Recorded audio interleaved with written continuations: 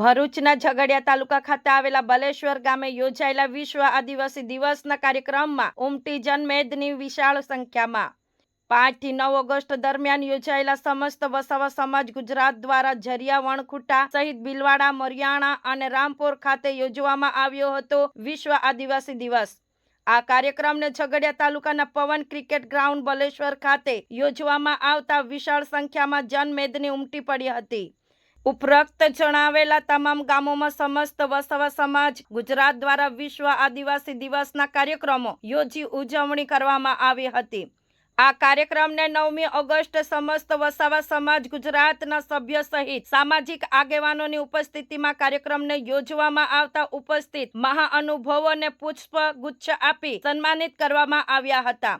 ત્યારે આ કાર્યક્રમમાં ઝઘડિયા સહિત નેત્રંગ તાલુકાના 40 થી 50 ગામના લોકો અને યુવાનો વિશાળ સંખ્યામાં સ્વયંભૂ જોડાતા વિશ્વ આદિવાસી દિવસ તહેવારની જેમ ઉજવાયો હતો।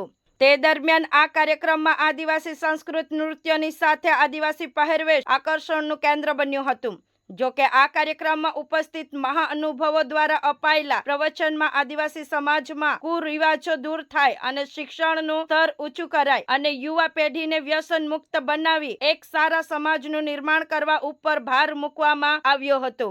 આ પ્રસંગે સમસ્ત વસાવા સમાજ ગુજરાતના પ્રમુખ ચંદ્રકાંત વસાવા સહિત ચીમનભાઈ, જયદીપભાઈ તેમજ કીર્તિબેન, સુભદ્રાબેન અને સાથે જ અન્ય આગેવાનો પણ ઉપસ્થિત રહ્યા હતા।